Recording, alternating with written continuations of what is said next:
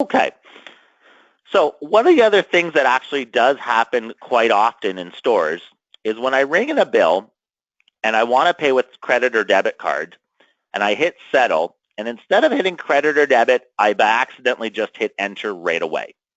And I'm no longer able to tell the Chase device that they want to pay with credit or debit. Now, there are two ways to overcome this and look after this.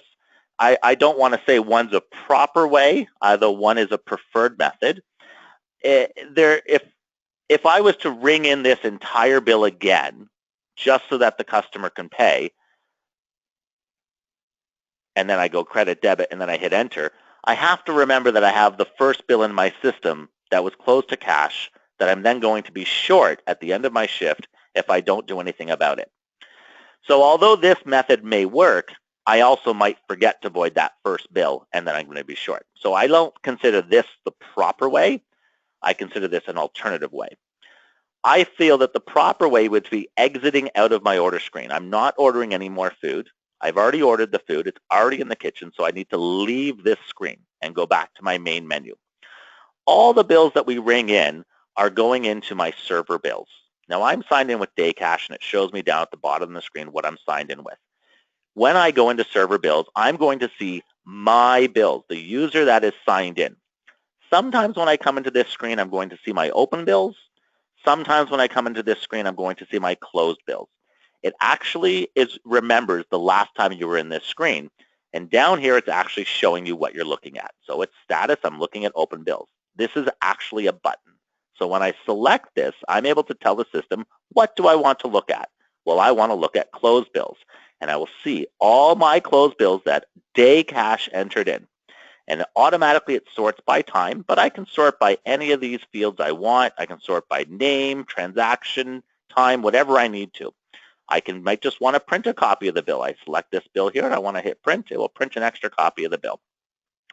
So in this case, I can see there's that first bill that was paid by cash. There's the second bill. It was supposed to be paid by credit or debit. I selected cash again. But let's pretend I didn't ring in that second one. And this is the bill I rang in, and I need to reopen it up. I can simply have it highlighted. I hit reopen bill, go to reopen bill, yes. Now it's going to take me back to my order screen, but I'm not ordering any more food. I've already ordered the food, so I need to deal with my money, so I'm going to hit settle. Now that the bill is reopened, I'm actually able to highlight cash and hit void. And this now has removed my payment where I can then select credit or debit and hit enter and process that. Quick question, Jared. Yes.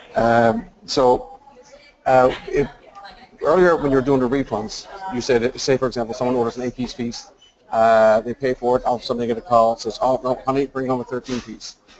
And you went in, you had to bring the order back in as 8-piece, refund it, and bring in the 13-piece. Can we just go reopen the bill and add orders?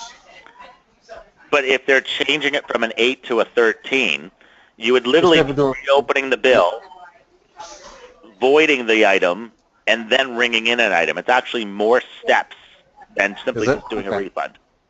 Okay. Gotcha. All right. Makes sense. No problem. One of the other things I like to do is I always like to keep it simple. And by keeping it simple, there's a clear policy for everything. So by saying if the bill's not been paid, it's a void. And by saying as soon as the bill has been paid, it's a refund, there's never any instances where, oh, but if it was this example, we're going to do a void and reopen it up. And if it was this example, we're going to do it this way. It's a clear definition of, did the customer pay? Did the customer not pay? I know it's a void. I know it's a refund. There's never any overlap. Okay, so the other, and then I simply, like I said, go credit, debit. I'm not going to hit that button because I think this is actually set up here, so I'll just close it to US. The other way is if they did not remember how to do that, and I rang in the second bill just to close it off with credit or debit, and I have that first bill in my system that I need to get rid of. Well, later on, once the lunch rush is over, and I go to my manager and say, hey, here's a copy of the bill that I rang in. I rang it in a second time because I didn't know how to deal with it.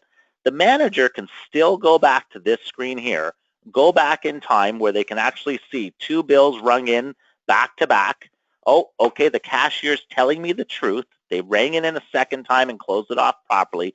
I can take that first one and simply highlight the bill, go bill functions, and void it.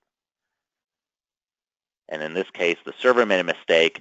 We didn't make the food. They just had to ring it in a second time, and now it's voided as well. So it's not to say that one's the right way. The reason why I don't prefer the way I just showed you is now I have voids on my sales summary report. And the more voids someone has is the more negative it looks. By simply reopening up the bill and changing the form of payment does not produce any voids.